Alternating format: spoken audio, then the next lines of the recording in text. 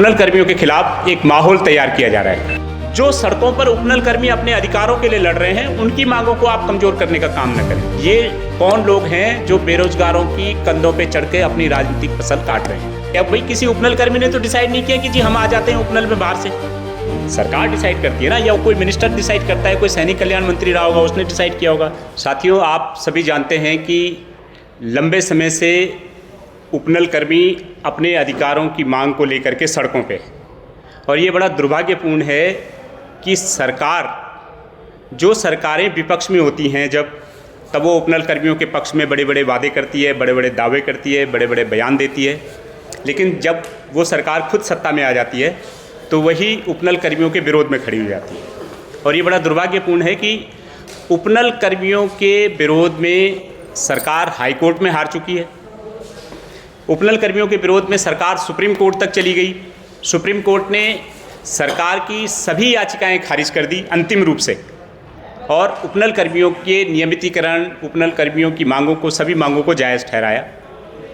और इसके बावजूद भी जब उपनल कर्मियों की जो मांगें हैं वो सॉल्व नहीं हो रही हैं, ये सीधे सीधे सुप्रीम कोर्ट की अवमानना है। और इतने दिनों बाद जब सुप्रीम कोर्ट के फैसले के बावजूद आज उपनल कर्मी सड़कों पे हैं, तो अब उपनल कर्मियों के खिलाफ एक माहौल तैयार किया जा रहा है। जो उपनल कर्मी 15-20 सालों से अपनी सेवाएं दे रहे हैं, राज्य के लगभग सभी विभाग उपनल कर्मियों की रात दिन की सेवा पर टिके हैं, आज उनके खिलाफ में जानबूझ करके माहौल तैयार किया जा रहा है। इसलिए आज हम सबको आपके सम्मुख यहाँ पर आना पड़ा है कि हम ये बताना चाहते हैं आप सबके माध्यम से कि इस राज्य की जनता पूरी तरह से अपने उपनल कर्मियों के साथ खड़ी है। आप जानते हैं कि उपनल की जो स्थापना की गई थी वो पूर्व सैनिकों, जो देश की सीमा पे हमारे सैनिक लड़ते हैं, उनके आश्रितों को नौकरियों में प्राथमिकता देने के लिए की गई थी, आउटसोर्सिंग सेवाओं में। और उपनल कर्मी लंबे समय से समान काम समान वेतन, विनियमितीकरण की मांग कर रहे हैं, जिसको सुप्रीम कोर्ट ने भी जायज़ ठहराया है। लेकिन जब सरकार इतने दिनों से उनकी मांगों के सामने अपने आप को लाचार महसूस करने लगी, तो अब कुछ अलग अलग संगठनों के द्वारा जो है उनकी उपनल कर्मियों की विनियमितीकरण पर सवाल उठाए जा रहे हैं। ये अपने आप में दुर्भाग्यपूर्ण है।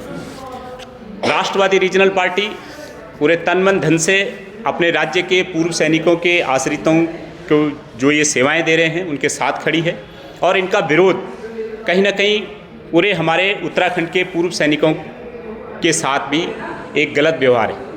आप जानते हैं कि लंबे समय से, चाहे कोरोना का समय रहा हो, चाहे विभाग में जब जब ज़रूरतें रही हो, जब जब सरकार को ज़रूरतें पड़ी तो सरकार ने उनको नियोजित किया। अगर आज की डेट में ये माहौल बनाया जा रहा है कि उपनल कर्मी कहीं ना कहीं गलत हैं या उनमें उनका विनियमितीकरण गलत है, तो सीधे सीधे इसका सीधा सा संदेश ये है कि कहीं ना कहीं बेरोजगारों को उपनल कर्मियों के खिलाफ में खड़ा किया जा रहा है। जबकि ये सीधी लड़ाई सबकी सरकारों से। नियोक्ता जो होता है विभाग, वो तय करता है कि किसी की नियुक्ति कैसे की जाएगी। किसी को, डॉक्टरों को वॉक इन इंटरव्यू बनाया जाता है कि साहब वॉक इन इंटरव्यू आ जाओ, आपको कुछ नहीं मांगा जा रहा है, आपकी डिग्री है, आप वॉक इन इंटरव्यू कीजिए। नर्सिंग सेवा भर्तियों का आपने देखा कि वर्षवार उनका जो है चयन किया गया। नर्सिंग सेवा भर्ती जो अभी हुई है, उनके अनुभव के आधार पर उनका चयन किया गया।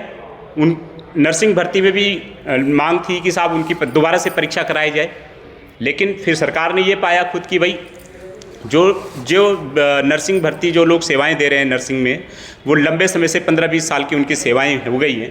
तो जाहिर सी बात है कि अगर उनको अनुभव के मतलब वर्षवार सेवा देने के पैटर्न पे उनको अगर नियोजित किया जाता है तो ज़्यादा अनुभवी स्टाफ जो है सरकार को मिलेंगे, विभागों को मिलेंगे। तो हमारी ये मांग है सरकार से कि अगर उपनल कर्मी कह रहे हैं कि भाई जिनको 15-20 साल की सेवाएं हो गई हैं विभागों में देते हुए, तो उनको विनियमितीकरण में क्या दिक्कत है? मुझे लगता है कि कोई दिक्कत आनी नहीं चाहिए। आज सीधे सीधे बेरोजगार जो युवक हैं उनको उपनल कर्मियों के खिलाफ में खड़ा करने की साजिश हो रही है, षड्यंत्र हो रहा है, और ये षड्यंत्र कतई स्वीकार नहीं है। और मेरा समस्त बेरोजगारों से, आपके चैनल के माध्यम से, आपके मीडिया के माध्यम से ये निवेदन है कि बेरोजगारों की लड़ाई आपको पता है कि हम हमेशा लड़ते रहे हैं। किसी भी बेरोजगार भर्ती में हम हमेशा सरकार के साथ परस्पर संवाद करते रहे हैं, चाहे UKSSC का मामला हो या UKPSC का मामला हो या सरकारी विभागों का मामला हो। हम लोग चाहे अध्याचन निकालने की बात हो, चाहे भर्तियां बढ़ाने की बात हो, भर्तियों के संबंध में ज़्यादा पद बढ़ाने की बात हो, या भर्तियां जल्दी आयोजित करने की या लिखित परीक्षा जल्दी आयोजित करने की बात हो, DV जल्दी कराने की बात हो, हम लोग हमेशा बेरोजगारों के साथ खड़े रहे हैं। और आज माहौल इस तरीके का बनाया जा रहा है कि साहब उपनल कर्मियों के खिलाफ बेरोजगार खड़े दिख रहे हैं। ये अपने आप में दुर्भाग्यपूर्ण है। इससे क्या होगा कि सरकार जिन पदों पर भर्ती निकालना भी जारी है, सरकार को एक अच्छा सा बहाना मिल जाएगा। अगर बेरोजगार और उपनल कर्मी आपस में एक दूसरे के खिलाफ खड़े हो गए तो सरकार को बहुत अच्छा बहाना मिल जाएगा कि साहब आपके पदों पे भर्तियां इसलिए नहीं हो रही है या आपके पदों पे अध्याचन इसलिए नहीं निकाला जा रहा है कि उस पर ऑलरेडी उपनल कर्मी काम कर रहे हैं। लेकिन बीच के रास्ते भी बहुत होते हैं। हम लोगों ने कई बार बेरोजगारों से बात की और बीच के रास्ते इस तरीके से भी हो सकते हैं कि भाई जिन पदों पर 15-20 सालों से बेरोजगार काम कर रहे हैं, वो उपनल कर्मी काम कर रहे हैं, उन पदों को छोड़ करके भी तो अन्य पदों पर हर साल हर महीने तमाम लोग सेवानिवृत्त हो रहे हैं। तो जिन पदों पर सेवानिवृत्त हो रहे हैं, जिन पदों पर आवश्यकता है, उपनल कर्मियों के पदों को साइड रख करके, जैसे मैं एक PWD का उदाहरण आपको दे रहा हूँ, PWD में लगभग 150 पद हैं। अगर उसमें उपनल कर्मियों के पदों को हटा दिया जाए तब भी लगभग 70 पद ऐसे हैं जिन पर जो खाली हैं, जिन पर उपनल कर्मी भी आज की डेट में काम नहीं कर रहे हैं, उन पदों पर अध्याचन भेजा जा सकता है। लेकिन सरकार क्योंकि खुद अध्याचन नहीं भेजना चाहती, खुद नई भर्तियां नहीं निकालना चाहती, इसलिए बेरोजगारों को उपनल कर्मियों के खिलाफ में खड़ा किया जा रहा है ताकि एक माहौल बनाया जा सके कि साहब आपकी भर्तियां इसलिए अटकी हुई है। मैं खुद मेरे जो बेरोजगार साथी हैं लंबे समय से मेरे से संपर्क में भी हैं और वो खुद बहुत भली भांति जानते हैं कि चाहे PWD हो, चाहे जल संस्थान हो, चाहे जल निगम हो, चाहे कनिष्ठ अभियंताओं की भर्ती हो या पुलिस की भर्ती हो या फिर अन्य भर्तियों, हम लोग लगातार सरकारों से अध्याचन भेजे जाने की मांग कर रहे हैं। रिक्त पदों की जानकारियाँ कार्मिक विभाग को देने की मांग कर रहे हैं। लेकिन बात कहाँ पर अटक जाती है? वहीं पर अटक जाती है कि साहब क्योंकि जो भर्तियां हैं वो सरकार करना नहीं चाहती। ये साफ साफ ऐसे समझा जा सकता है कि खुद ऊर्जा निगम में आज से 4-4.5 साल पहले जब चुनाव होने जा रहे थे पिछली बार 2022 से पहले, तो खुद तत्कालीन जो ऊर्जा सचिव थी राधिका झा, उन्होंने बाकायदा बड़े बड़े खबरें अखबार में सुर्खियाँ छपवाई थी कि साहब 647 पदों पर ऊर्जा निगमों की भर्ती तत्काल निकलेगी। लेकिन आज कहाँ है? 4.5 दूसरी सरकार भी आ गई, पहली वाली सरकार भी चली गई जिसमें राधिका झा जी ने बोला था। आज दूसरी सरकार का कार्यकाल भी है, इलेक्शन ईयर है, कहाँ चली गई ये भर्तियाँ? और आज इलेक्शन ईयर में अब जानबूझ करके उन भर्तियों को अभी तक लटकाया गया है क्योंकि सरकार की मंशा ही नहीं है भर्तियाँ करने की। और जब सरकार के पास कोई चारा नहीं मिला तो आज बेरोजगारों को उपनल कर्मियों के खिलाफ भड़काया जा रहा है। आप एक बात बताइए कि जो उपनल कर्मी हाईकोर्ट में अपना मुकदमा जीत गए हैं, जिनके खिलाफ सुप्रीम कोर्ट में सरकार हार गई है, आखिर उनके खिलाफ ऐसा कौन सा तथ्य हो सकता है जो सरकार ने सुप्रीम कोर्ट तक में नहीं रखा हो? आप बता सकते हैं? जब सारे तथ्यों को आप सरकार देख चुकी है तो आखिर ऐसा कौन सा नया तथ्य है जिसके आधार पर उपनल कर्मियों के नियमितीकरण को चैलेंज किया जा रहा है? ये सीधा सा बचकानापन है। और समस्त बेरोजगारों से मेरा निवेदन है कि ये जो मैटर है ये नीति का मैटर है, ये पॉलिसी का मैटर है। आप सरकार को बोलिए कि कल के दिन हम भी इस बात के पक्षधर हैं, आप आज से कोई नीति तय करिए कि भाई आइंदा से उपनल से भर्तियां नहीं होंगी या आइंदा से आउटसोर्स नहीं होगा या कोई भी आउटसोर्सिंग एजेंसी नहीं होगी। आप सीधे सीधे इसकी मांग करिए, क्या दिक्कत है? लेकिन जो उपनल कर्मी 15-20 सालों से काम कर रहे हैं, जिनके फेवर में सुप्रीम कोर्ट अपना फैसला दे चुकी है नियमितीकरण के लिए, आज अगर उनके खिलाफ में हम बात करें तो किस लॉजिक और किस तर्क के साथ बात कर रहे हैं? ये अपने आप में दुर्भाग्यपूर्ण है। तो जो भी इस पॉलिसी सरकार बनाए वेलकम है। हम लोग भी चाहते हैं कि सरकार इसके खिलाफ पॉलिसी इस मामले में पॉलिसी बनाए, क्लियर कट पॉलिसी बनाए कि भाई जिन भी पदों पर भर्तियां होंगी कोई आउटसोर्स भर्तियां नहीं होंगी, उसका प्रॉपर विज्ञापन निकाला जाए, प्रॉपर भर्तियां निकाली जाए, जो समान काम समान वेतन के पद हैं उस पर रेगुलर भर्तियां निकाली जाए। जब आपको पता है कि नर्सिंग में हमेशा ज़रूरत पड़ेगी, वार्ड बॉय की हमेशा ज़रूरत पड़ेगी, आपके 4th क्लास में जो शिक्षा विभाग में है उसकी हमेशा ज़रूरत पड़ेगी, तो आपको जब नियमित प्रकृति के पद हैं, उनका काम कभी ख़त्म नहीं होने वाला है, तो उस पर आउटसोर्स से भर्ती करने का क्या मतलब है? ये पॉलिसी बनाना सरकार का काम है। सरकार कोई भी पॉलिसी, सरकार ने अगर उपनल बनाया, उपनल किस लिए बनाया है भाई? पहले सरकारें उपनल को कई बार पूर्व सैनिकों के लिए खोलती रही हैं, कई बार सरकारें बोलती रही हैं कि भाई अब उपनल में सभी लोग जो हैं यहाँ से भर्ती हो सकते हैं। 2012 में सरकार ने आरक्षण का रोस्टर उपनल में लागू किया, तो ये जितनी पॉलिसीज़ थी सरकार की थी। तो मेरा बेरोजगारों से ये निवेदन है कि आप जो भी मांग करें सरकार से करें।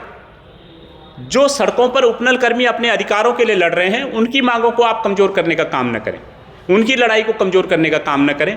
हम लोग हमेशा जो भी पॉजिटिव बात है, जो होना चाहिए, हमें उसके लिए बात करनी चाहिए। हमें हमेशा इस बात का वेलकम करना चाहिए कि जैसे हम लोग अगर सरकारों से मांग करें कि भाई आउटसोर्स से कोई भर्तियां नहीं होंगी, मांग करें, वेलकम है।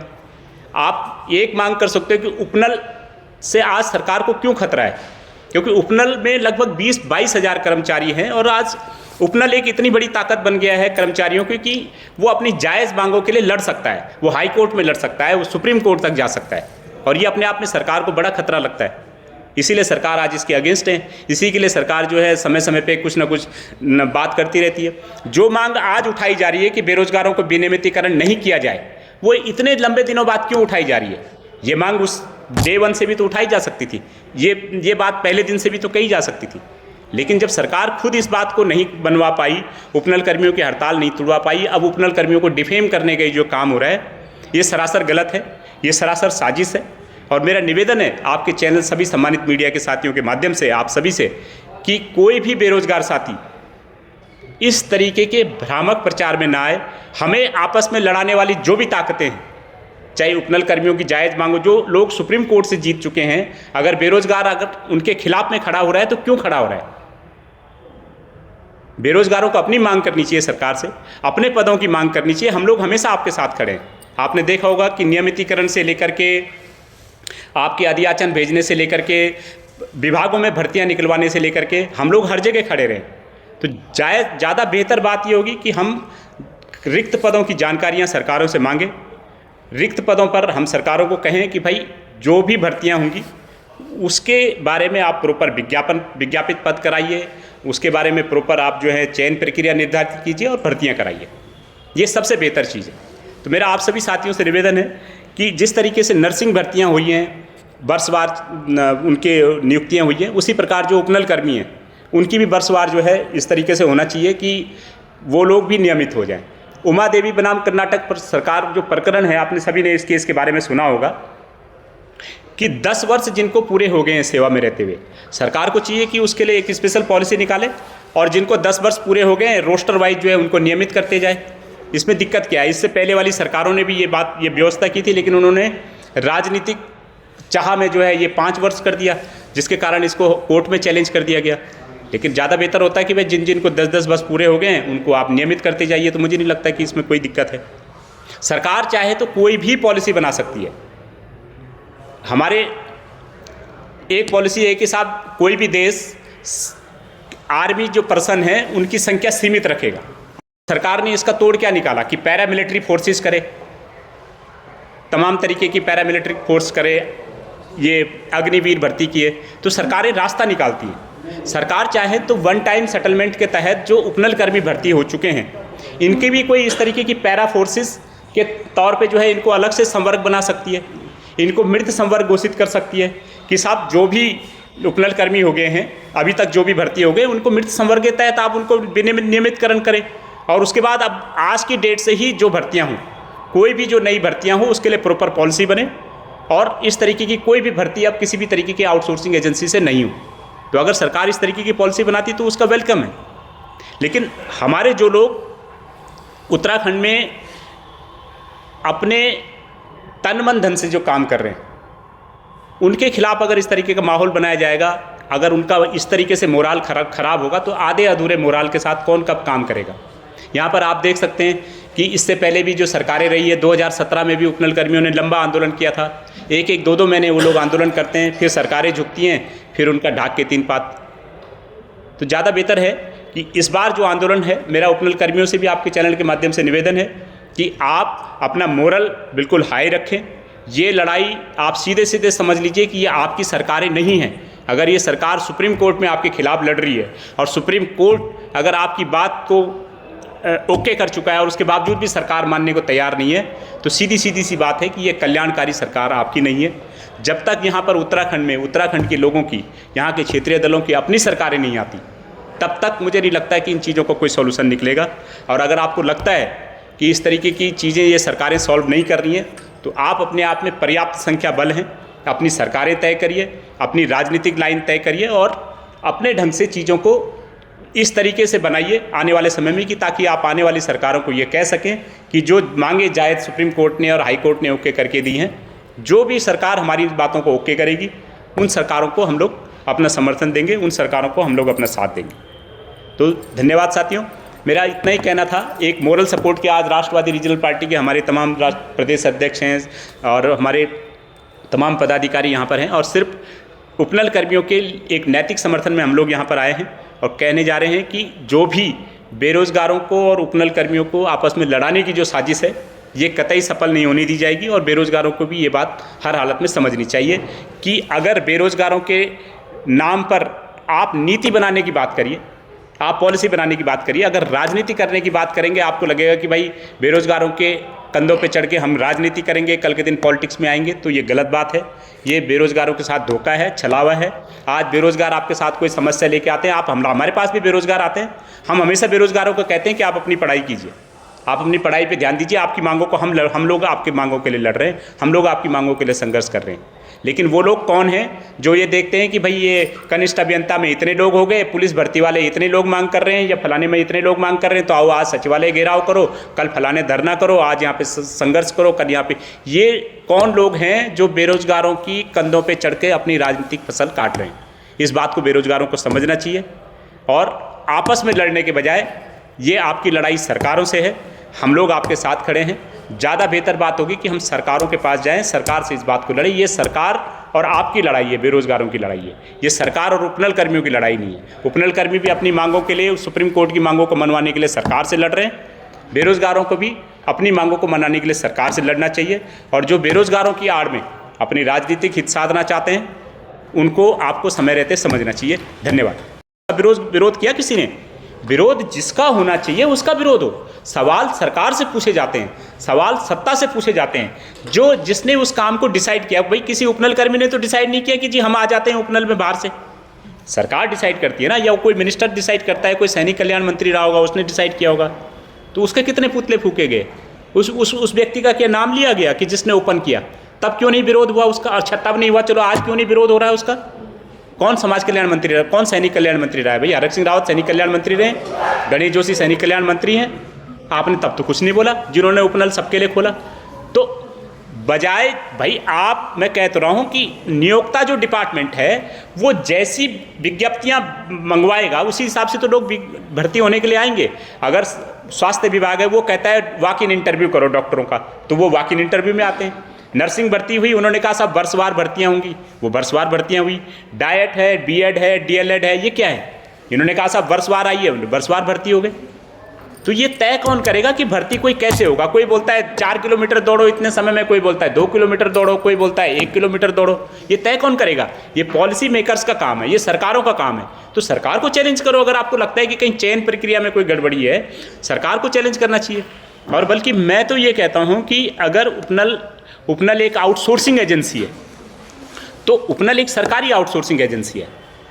तो अगर आप उपनल का विरोध कर रहे हो तो उन 150 आउटसोर्सिंग एजेंसियों का विरोध क्यों नहीं कर रहे हो जो प्राइवेट है? एक अधिशासी अभियंता आज 5,000 रुपये की फीस भर के अपनी एक प्लेसमेंट एजेंसी बना देता है और अपने डिपार्टमेंट में भर्ती करने लगता है, वो भी तो आउटसोर्सिंग कर रहा है। तो वो ठीक है कि वो ठीक है उपनल की, जो भाई सरकारी व्यवस्था के अंडर में है, जो सरकारी सिस्टम के अंदर में है, वो ज़्यादा ठीक है। ये एक अधिशासी अभियंता की प्लेसमेंट एजेंसी ज़्यादा ठीक है। आज की डेट में देख लो, यूपीसीएल में 6-7 आउटसोर्सिंग एजेंसियाँ हैं, वन विभाग में 10-12 आउटसोर्सिंग एजेंसियाँ हैं, प्राइवेट स्वास्थ्य विभाग में 10-12 आउटसोर्सिंग एजेंसियाँ हैं। ज़्यादा बेहतर नहीं होता कि एक आउटसोर्सिंग एजेंसी बनाओ, आप सरकारी आउटसोर्सिंग एजेंसी बनाओ। आपने सरकार ने जो सेवा योजन विभाग है उसको तो ठप कर दिया। जो मेनली प्लेसमेंट एजेंसी कौन थी? सेवा योजन विभाग था, उसको तो कर दिया ठप। और ये कितना बड़ा मजाक है कि सेवा योजन विभाग वालों को तो बोला जा रहा है कि साहब सेवा योजन विभाग भर्ती मेला निकालेगा। आप देखते होंगे भर्ती मेला कहाँ निकालेगा? प्राइवेट फैक्ट्रियों में।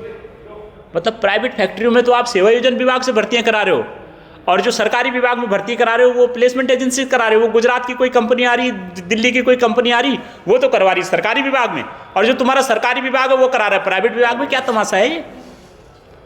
इस पे सवाल उठाने चाहिए ना, बेरोजगारों को इस पे आवाज़ उठानी चाहिए कि तुम कर क्या रहे हो। इन चीज़ों को समझा जाना चाहिए कि पॉलिसी मेकर्स कौन है, इस तरीके की पॉलिसी कौन बना रहा है। अभी तो उद्यान विभाग को भी दे दिया सब। जैसे 2 सवाल हैं। पहला तो सारे निगम होते हैं जो अपनी वित्तीय स्थिति के हिसाब से अपनी मैन पावर खुद डिसाइड कर सकते हैं। वो कई सारे ऑटोनोमस होते हैं, जैसे वन विकास निगम है या पर्यटन विकास निगम है, कई सारे कॉरपोरेशन हैं जो अपने हिसाब से, अपनी कमाई के हिसाब से अपने लोगों को चयनित कर सकते हैं, जो उनके ढांचे में पद फिक्स नहीं होते। तो आउटसोर्सिंग का विरोध नहीं है। आउटसोर्सिंग के नाम पे जो पिक एंड चूज करते हैं ये लोग, उसका विरोध कर रहे हैं हम लोग। हम ये कह रहे हैं कि साहब, जैसे गढ़वाल मंडल विकास निगम का एक केस बता रहा हूँ आपको कि गढ़वाल मंडल विकास निगम में किसी को कोई टाइपिस्ट चाहिए, तो टाइपिस्ट की आप प्रॉपर भर्ती निकलवा लीजिए ना कि साहब टाइपिस्ट चाहिए हमें और इतने समय के लिए चाहिए, पर प्रॉपर टाइपिंग टेस्ट लेके तो निकालोगे। पर लेकिन अगर कोई अध्यक्ष या कोई एमडी आके बोले कि जी मेरा ये फलाना चाहता है, इसको बुला लो और इससे टाइपिंग बाद में सिखा देंगे इसको टाइपिंग, तो मतलब कहीं पे कोई पद रिक्त है, इसलिए हम अपने चहेते को उस पर आउटसोर्सिंग के नाम पे भर दें, ये गलत है। हम कह रहे हैं आप प्रॉपर वैकेंसी निकालिए, चाहे आउटसोर्सिंग है या चाहे कोई नियमित प्रकृति का पद है, प्रॉपर वैकेंसीज निकालेंगे तो उसकी सेवाएं सुरक्षित रहेंगी।